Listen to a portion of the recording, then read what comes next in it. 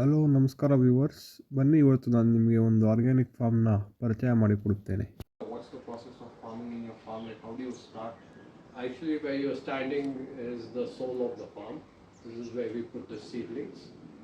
We put the seeds and we get the seedlings, and from here it goes out. Initially, when I started to put seeds, and we were making them into seedlings to transplant them, we would lose something like 20 to 40% of our plants.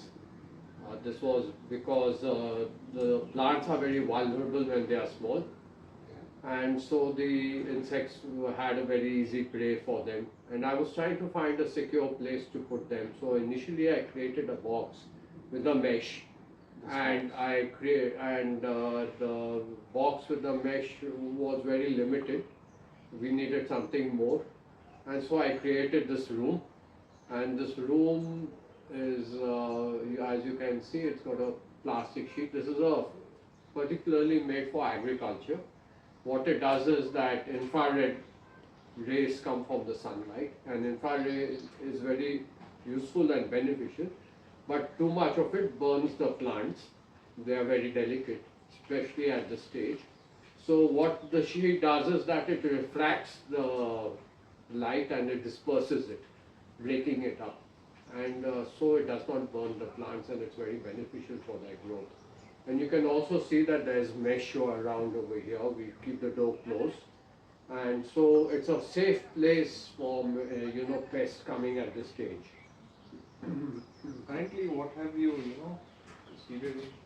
So actually, we are also growing our winter vegetables this year. We've come to know that the winter is going to be extended till the end of February. So we can get to grow certain more vegetables like, for example, cabbage is a winter vegetable. Doesn't like too much of cold and it doesn't like too much of heat. So this is a perfect time. We have cabbages outside, but we put new seeds also. But we are also preparing seeds for the summer as of now.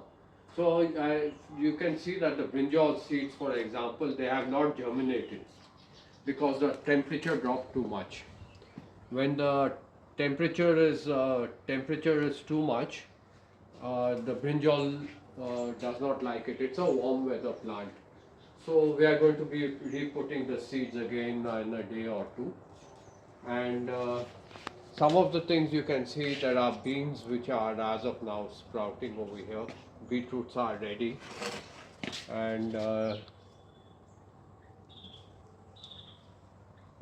over here you can see the beetroots are ready. Nolcol is coming, lettuce is coming. Some others we have just put the seeds, so they are to germinate. Like, what do you put inside the soil for the seed to germinate? Yeah, so that's a question many people ask. And normally when you go, you get this potting mix that is meant for the nursery. And it's a little expensive to buy it, but we make a lot of compost, so the compost becomes free for us. So we use 60% compost and 40% cocoa peat. So cocoa peat we buy from outside. We don't generate enough of cocoa peat over here. We don't generate it at all, in fact. And so it becomes a very nice, loose, arable soil for the plants to grow when they are small. So it's a mixture of cocoa peat and compost. Yeah, 60% compost and 40% cocoa peat. So the plants are ready. You can see here they've come to quite a bigger size. This is the time we need to transplant them. This can go directly into the soil. Whereas this, if you want, it can come into pots like we have over here. We let the plants grow and become strong over here before we take them out. Farm where you manage all the waste. Yes, but we are not managing the waste in the sense we are recreating it into compost. So in a way it is managing, but in a way it's a process of making it into black gold. And this is the latest compost. You can see we have just started this compost about a week ago, and we are putting things not only from the kitchen that comes out, but everything that comes from the farm, for example, prunings from the trees and leftover of the vegetables. For example, you take out a vegetable, whatever is left and you can't eat, it come back into the compost. And also we have certain plants that we use for manuring, that is like gliricidia, and we have cut gliricidia and put it over here, and the gliricidia has gone through the shredder so that it breaks it down. So this is a gliricidia, and this is the compost that was the second oldest, that means just prior to this. And almost for 2 to 3 months we'll keep loading the compost, and it will come to the height of the pillars, and we'll keep loading it because it will sink, and then we'll load it again, and after a while when it stabilizes we start the new compost. Now from the height of the pillars you can see that it has already sunk by 2 feet. It will continue to sink as it decomposes. Unsold, and this compost hasn't been turned. We normally turn a compost one time. People say that if you turn the compost regularly, you can make compost very fast in 2 months, 3 months, but you lose carbon every time you turn the compost. So it is best not to turn the compost too often. Once is enough. And this is a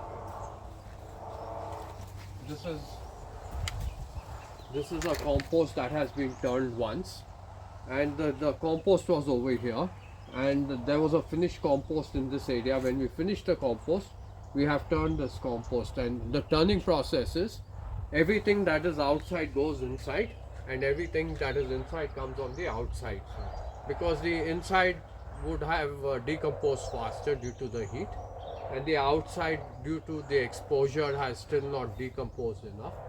And so when you put the outside into the inside, it starts to decompose at a faster pace. We'll show the finished compost.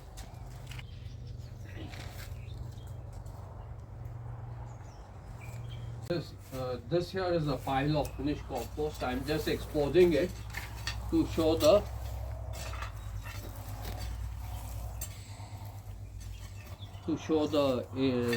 soil, how moist it is from inside, and it's dark. And this has been gone through a sieve, half an inch grill, so that big soil particles have been removed, and we have put it back into the compost. The shredder.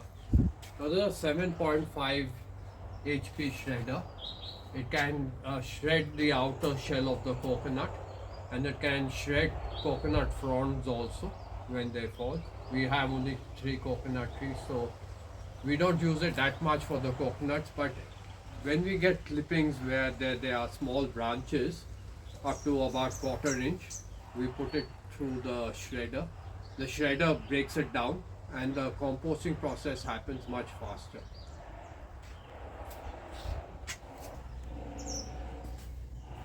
Germinated comes out from the nursery. So yes, that is correct. We bring things out to the beds to put them, but there are certain plants which we also are put directly into the soil. For example, the mustard over here, we never brought them from inside the nursery, but we put the seeds directly outside. So this mustard is now ready to harvest. This is called a red giant mustard. It's from America, and here is a patch of carrots, and these are turnips, and this is onion, and here is cauliflower. So you can see that, and there's carrots again over here, and beetroots are coming over here. So you can see that this has just been put.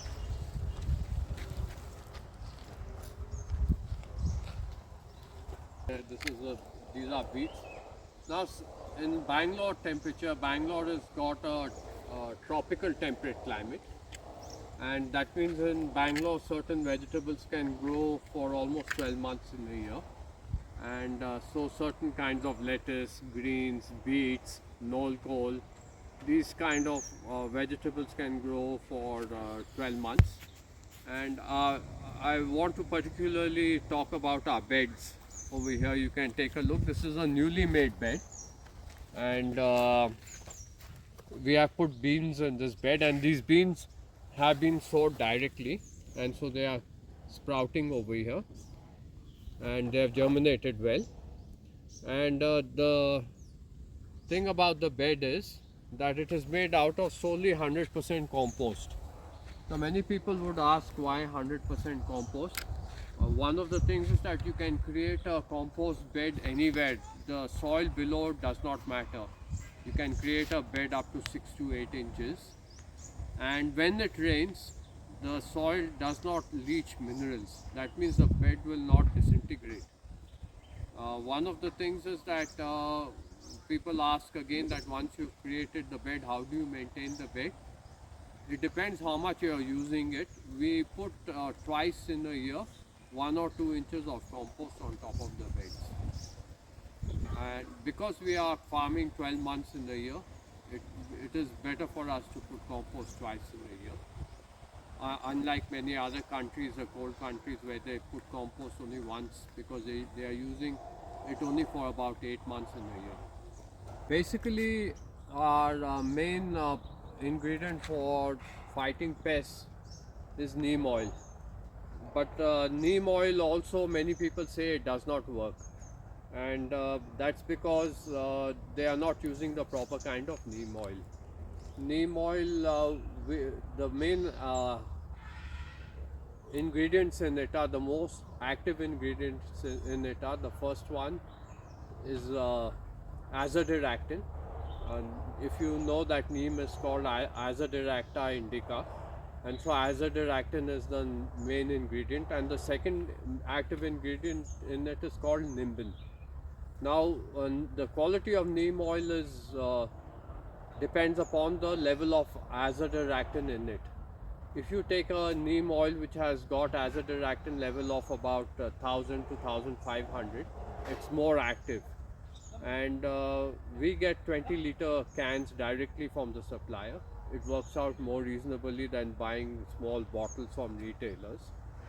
And the process of that is that you mix it with some kind of a detergent, which is an organic substance. It should not be chemical, and so that the neem oil can mix with the water. Otherwise, when you spray the neem, the oil drops are going to be on the leaves, and they are going to drop off if rain comes or if you watered it. There are other methods also I will show you, but this is one very effective method. These plants, for example, cauliflower or cabbage, they don't need any pollination. They are self-pollinating plants. So what happens with self-pollinating plants is that they don't need bees or butterfly to come to pollinate them. So you can cover them. So we use bend wires, and these are called hoops. And we have got a mesh which you can get very easily online, very good quality mesh. It will last you for 3 years, 4 years. And we have covered the plants when they are at a very small stage, so that they are protected from the outside pests. So it's in a way you're sleeping in a bed with a mesh at night, where the mosquitoes can't bite you, and it's the same thing for the plants. If you take a look at this, this is a potato crop that is now starting to dry up, and it is withering. So in a little more time the leaves would have dried up even more, and then we know that the potato plant is ready to harvest. So it is good to be able to grow things, but one must also know when to harvest them. Harvesting them on time is very important, on the correct time. This is the potato plant which is going to Now- get harvested within now few days. Maybe another 10 days you will harvest. Seeing over here is a pheromone trap. A pheromone trap is another preventive way to control pests. what happens is that the pheromone trap has got a tablet, it's called a lure. What it does is it lures the insect inside. It's now the lure has got the female's sex scent, and it lures the male into the bottle, and for some reason they cannot leave and they die inside. And on top of that, if you see, we have got a yellow sticky trap. You get different colors of sticky trap. Yellow and blue are the most common. We are more often using yellow sticky traps, and you can see so many small insects have stuck on them. These are two preventive methods. Whereas the lure is concerned in the pheromone trap, you have different lures for different kinds of vegetables, for different families of vegetables. So we are using this for the fruit fly over here, and fruit fly covers many kinds of fruits and vegetables.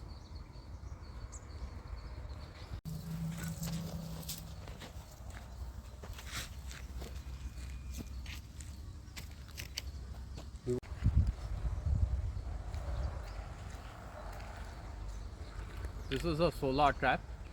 It is also very frequently used in agriculture.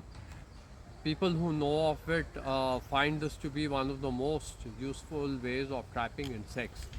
Now you have nocturnal insects that come out in the night, 6:30 and afterwards. And when we are sleeping inside, they come and they damage the plant, so we are not able to see what is happening. What happens with a solar trap is that it has a solar panel on the top and a neon light. It automatically comes on at around 6 o'clock or 6:30, depending on the timer on the solar trap. And below it, there is a bucket which has got a bowl, you can say, which has got water in it, and in the water we put a few drops of oil. You can put any kind of oil or kerosene. Basically what happens is that the insects come, they get attracted to the neon light, and they fall into the water, and the oil sticks and they are not able to get out, and they die. So in this way we are able to catch a lot of nocturnal insects. So in this manner we are able to control pests. Sometimes when there is a lot of worms, we use BT spray. BT is Bacillus thuringiensis. It is a bacteria which is not harmful to many other insects as well as to human beings, but it kills, it infests and kills delicate worms which eat up the leaves and vegetables. This is from Italy. It is a cherry tomato, but as you can see that the size of the cherries are a little bigger than what you get in India, and you can see how beautifully the bunch has come. And for tomatoes, it's a very specific kind of a plant. It's quite delicate. It does not like too much of cold, and it doesn't like too much of heat, and it needs to be aired, otherwise it's prone to fungus. And so you can see that we keep pruning and removing out leaves from this, and it likes the sun in the morning, and it does better during the December-January period. In the rains, it does better within a poly house where there is not too much of water on it. So one of the things with tomatoes is that you should always water it from underneath, never put water on it. Like cucumber, like zucchini, where they are prone to fungus. One is not falling down. You will get a full shot. So you're looking at these beautiful zinnia flowers, and these are just next to the vegetable patch. We also grow flowers within the vegetable patch. These attract good pollinators and also good insects which eat the other insects. So in the world, 70% of the insects eat other insects, and 30% of the insects eat the vegetables. So we want to try to get those 70% insects into our garden, which eat up the 30% of the insects which are eating up the plants. And good pollinators like bees and butterflies are attracted to colors. They also come for the honey. and we put them close to the vegetable patch.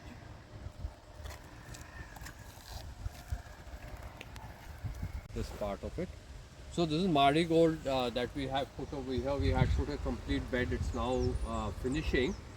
And marigold specifically is a very good plant because of its scent. It repels away many insects. Many insects don't like to come. So sometimes we grow marigold along with other plants close to them so that they create a barrier of smell so that other insects don't come to eat up the plant. Also, marigold is a good attractor of beneficial insects and of pollinators. And it's a very easy plant to take care. Once you grow it, you can get the seeds from it as they are drying up and you never need to buy it again. So we have avocado trees. We have 6 of them. 4 of them, we have 6 avocado trees. 4 of them are fruiting. One tree fruits every year and gives about 500 avocados over a period of 3 months. And we thought that it is beneficial to propagate it, and so we have planted, taking the best seeds to grow more plants, and we'll be distributing this. Some people have asked for this avocado tree also. So in that way we also create our own little nursery, and we also gather seeds like some of onions, of lettuce, and we collect it so that we can reuse it back into our farm. Also of the gourds, of pumpkin, of bottle gourd, of witch gourd, of bitter gourd. We propagate these seeds and reuse them in the farm. Now the benefit of reusing the seeds from your own farm is that the plant has already come up in your land, and it knows the soil, it understands the soil condition, the climate condition. So when the seed comes of it, it is already carrying the genetic imprint, and so it becomes more resistant than seeds coming from outside. Rosemary. So rosemary is a herb that has got a lot of benefits. One of them also is that it acts as a hair growth stimulant, and when you put it into oil, it also helps to blacken the hair a little. In the beginning it looks a little orange, but slowly the hair becomes black after that. Next to that, you can see that we are growing coriander. Actually, coriander, we use it very commonly, but coriander is also a herb. So these plants have got very strong smells, and they keep away many insects away from the vegetable planting area. This is another way to control pests. This is a box for growing peppermint, pudina. The importance of putting it into a box is that pudina is invasive.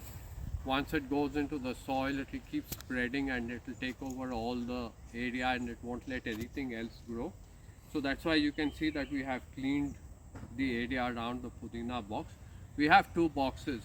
Once the pudina grows over here, we start propagating it in another box. In India, of course, we use pudinas for making chutney, and we also use it in our salads. So over here you can see that this is a banana patch. We made a small round circle over here. We normally grow 2-3 bananas together. When one banana stem grows up, we allow another small stem to start growing with it, but when there are too many, we cut it. The banana stems are too close, the plant doesn't do well. Otherwise, banana is a very easy plant to propagate. It needs a lot of compost and a very moist soil. It loves water, and it's a very beneficial plant because you can use the entire plant. The inner stem also, when it's very tender, it can be eaten. It's very highly fibrous though, so less of it should be eaten raw, and of course you can steam it or cook it. And banana, we know, is very high in potassium, So we take the peels of the banana and we stalk the peels, letting that sun dry. But shade sun dry and shade dry. Shade drying is better. And once the peels have dried, plants which are not flowering or fruiting properly, we powder it and mix it with compost and put it around the plant, and the plant starts to fruit, flower and fruit. And so it's very beneficial for us as well as it is for the plants. It's a medium height variety, and this papaya tree should last us for about a year and a half or two. The trees that grow very tall can last for 5, 6, 7 years, but these varieties normally last for about a year and a half to two. And you can see that it's a very healthy plant. Leaves are very big, and fruit goes to a good size. And some of the papaya plants are vulnerable to virus, in which the leaves curl up and they stop fruiting after that. But this plant seems to be very resistant to the virus, and you can see that the leaves are open and they are flourishing very well. Lemon trees are very prolific, but the biggest challenge for the lemon tree is the stem borer. Uh, it's a worm that comes and it eats up the plant from inside and makes it totally hollow. Once you have a borer, then it is best to cut off the stem and burn the stem, and also spray the plant totally with neem oil. So spraying neem oil on lemon is very important. You can see how prolific this is. You can see the size of the lemon that it has come. Quite remarkable. So also you can see that this lemon plant is protected on one side by a coffee plant and bananas at the back. So that is the southwest side where you get the setting sun. It doesn't like too much of sunlight. It wants sunlight, but it does not want too much. It likes the semi-shade. There are lemon plants which will do well, or lime plants which will do well totally in total sunlight, and some having semi-shade. You can see that it has got a particular shape. This is a totapuri mango, but we have pruned the tree, and the first thing that you can see is that you can literally see through the tree, so that there is enough of sunlight coming through to all the branches. When there's enough of sunlight inside, then all the leaves get enough of photosynthesis for it to bear more fruit, and it also keeps it safe from many kinds of pests and diseases which come when a tree is too crowded. Also you can see the shape that we don't have branches which are growing vertical. They are mostly growing towards the outside. The branches which are more horizontal fruit much better than vertical branches. Also, for pruning, it is important to know that branches which cross each other need to be removed. Branches which are growing inside towards the center of the tree need to be removed. We want them to come more on the outside. So all our trees are pruned, and we prune them after the fruiting season is over.